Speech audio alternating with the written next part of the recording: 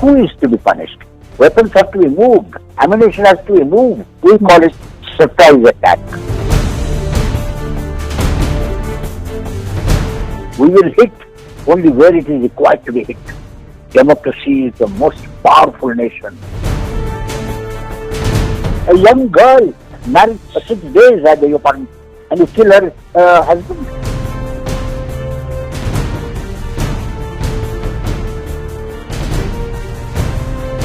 The recent terror attack in Pahalgam has once again put national security in sharp focus. As the country mourns the death of innocent tourists and demands answers, speculations is rife. Is India bearing another surgical strike across the border?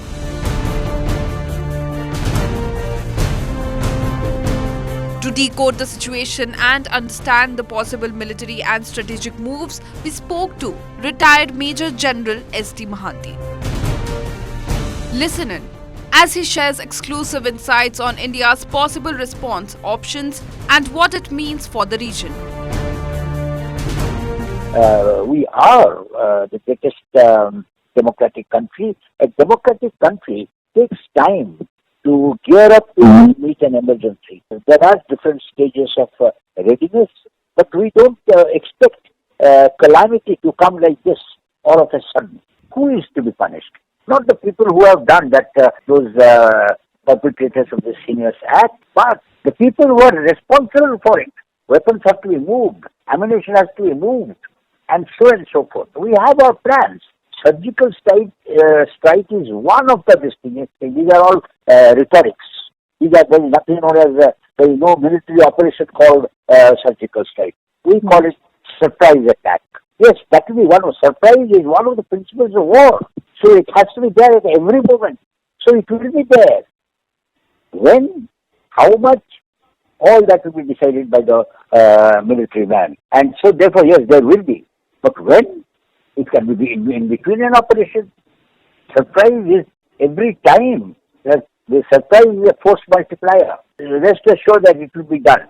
It will be done where a place of our choice, our time, where we have the advantage. And we have to create that advantage and then strike. So don't worry, it will be there. The battlefield, the more situation is created deliberately to ensure that there is a surgical strike. Hold ourselves. We will hit only where it is required to be hit. And hit so hard. So to do that, it will take a little time, not a prolonged time, but the right situation there, the leaders are there, they're all taking measures, their advisors and whatnot. And we are Indian Armed Forces, is a battle-hardened armed forces. Where does a nation or the military of the nation, where does it get its strength from? Not what the weapons they have, not what the war fighting capacity or measures they have. We have from our people, and that is why democracy is the most powerful nation. And democracy has never lost. A young girl married for 6 days, I beg your pardon, and you kill her husband. This is Nusansata. And Yuddhare Nusansata is not a principle of war. What are they jealous of? They are jealous of people's will, free will. They will. And that is why we will and we will and will. Because this is the truth of the warfare or anything of human life. But remember, he is a sane man.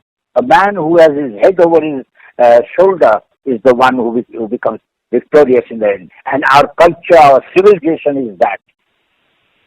And that is why our great rishis have been great warriors too. For us, we don't go to war, we don't create, commit our military for fun. Worrisome thing, but we shall overcome this, and we will overcome it. Don't worry, please. And most important thing, a responsibility of the country, which means the government, because they are responsible for it, to the people, is to immediately ensure that their morale, that the fear that has been, of course they are not trained into confronting such tragic issues. So first is to give that assurance, not only to them, but to the whole country.